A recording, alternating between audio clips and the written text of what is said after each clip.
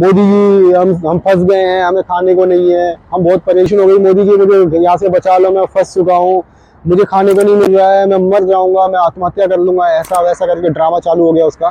Hello दोस्तों, अस्सलाम वालेकुम।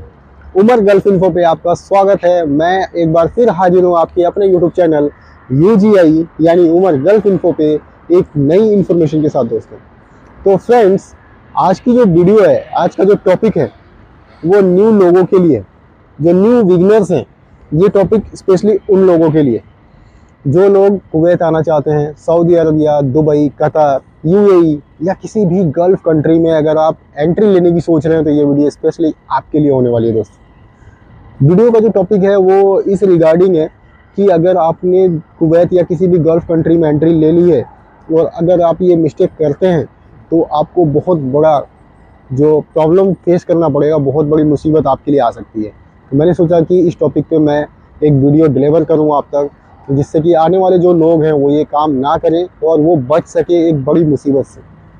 तो दोस्तों, बिना किसी देरी के हम वीडियो को स्टार्ट करते हैं। आज का जो टॉपिक है उस पर हम बात करेंगे। एक्चुअली क्या हुआ, एक नया बंदा अभी इंडिया से ही आया था, उसको मैक्सिमम 25 डेज हुए थे।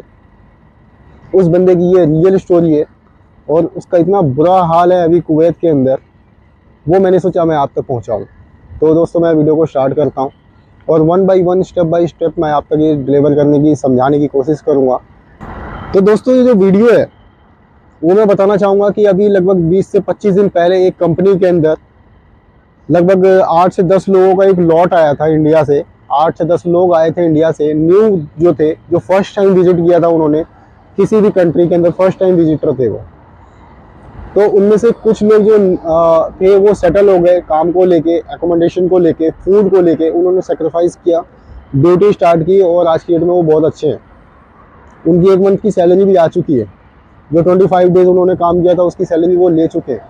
लेकिन उन्हीं के अंदर एक बंदा ऐसा था जो आज बहुत ही मुसीबत में है, बहुत परेशानी को झेल रहा है। वो इवन एम्बेसी तक जा चुका है, वो इंडियन एम्बेसी तक, लेकिन अभी भी उसको किसी भी तरह का कोई भी बेनिफिट नहीं मिला है। उसको किसी भी तरह की कोई भी सपोर्ट जो इंडियन एम्बेसी की साइड से मिलनी चाहिए वो नहीं मिली है दोस्तों। वीडियो बनाने का टॉपिक यही है, अगर आप कुवैत आते हैं या किसी भी गल्फ कंट्री जा रहे हैं तो ये गलती ना करें।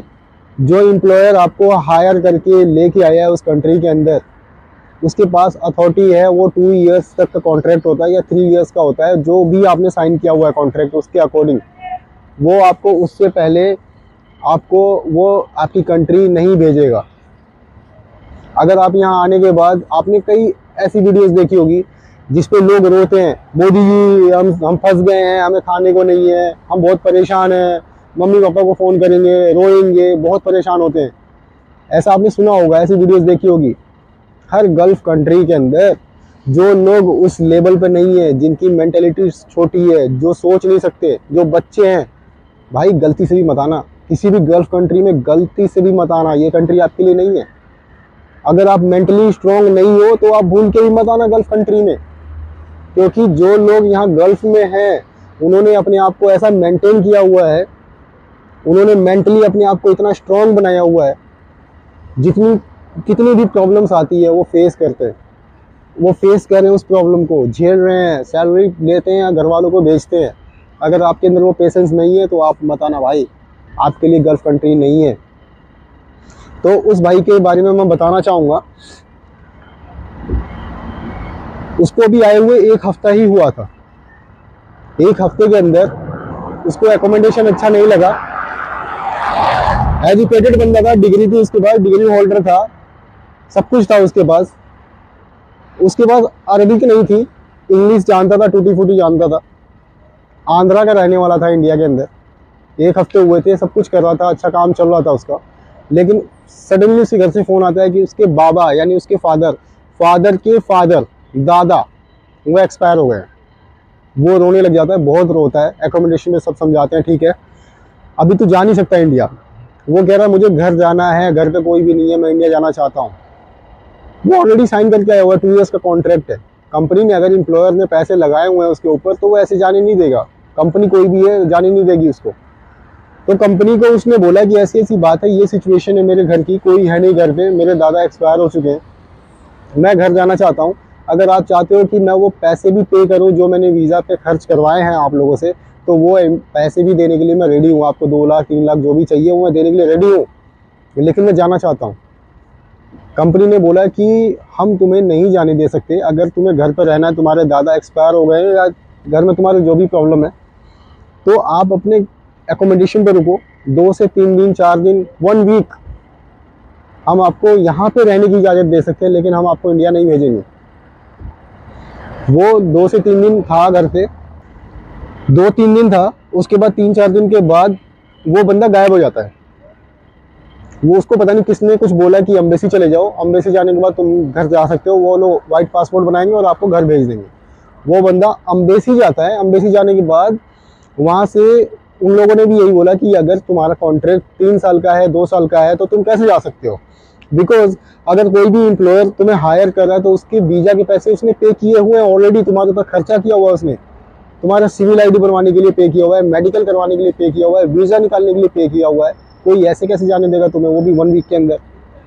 तो उसको समझाया, वहाँ से वो जब निकला तो नया बंदा था, उसने टैक्सी बुक की, टैक्सी में सेम उसी के स्टेट का बंदा मिला उसको, जो आंध्रा का ही था। उसने अपनी लैंग्वेज में बात की, उसको समझाया कि देखो ऐसा है, तुम अभी एकोमोडेशन मत जाओ, 20 KD का मैं तुम्हें रूम दिला देता हूँ, वहाँ पे तुम रुको, वहाँ जाने के बाद मैं तुम्हारे डॉक्यूमेंट्स के प्रोसेस जो है वो मैं करवा दूंगा, और तुम 1 वीक में या फिर 15 डेज़ के अंदर तुम्हें मैं इंडिया भेज दूंगा विद वाइट पासपोर्ट के साथ में, तुम्हें एकोमोडेशन में जाने की जरूरत नहीं है। मीन्स उसने उसको फंसाया। अब दूसरी चीज़ क्या हुई, कंपनी वालों ने क्या किया कि ये बंदा जब भाग चुका था तो उन लोगों ने क्या किया, उसके नाम से कि एक केस डाल दिया पुलिस स्टेशन में कि ये बंदा तो भाग चुका है, अब अगर उसके साथ में कोई भी मिस हैपनिंग होती है तो we are not responsible for this happened.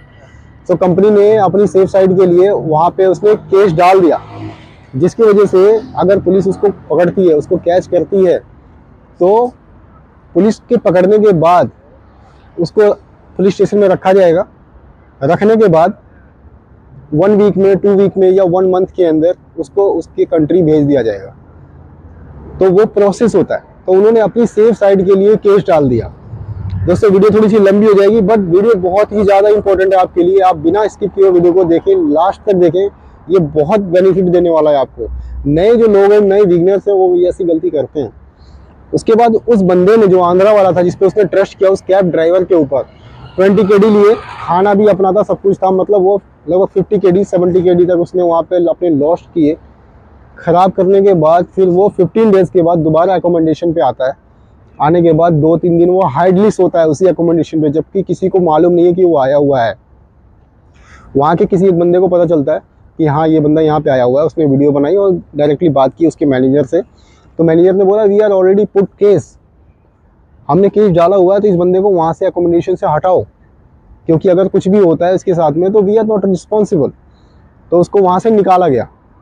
रात भर वो एक सीढ़ी के ऊपर सोया हुआ था, सीढ़ियों पे सोया हुआ था। सीढ़ियों पे रात को नींद नहीं आई, जबकि यहाँ पे एसी में ज़्यादा कूलिंग होती है। ठंड की वजह से उसको नींद नहीं आई, परेशान था। मॉर्निंग में फिर आया, रिक्वेस्ट की, हाथ जोड़ गया, पैर पकड़ गया। सेम वही कंडीशन हो गई, मोदी जी मुझे यहाँ से बचा लो, मैं फंस चुका हूँ, मुझे खाने को नहीं मिल रहा है, मैं मर जाऊँगा, मैं आत्महत्या कर लूँगा, ऐसा वैसा करके ड्रामा चालू हो गया उसका।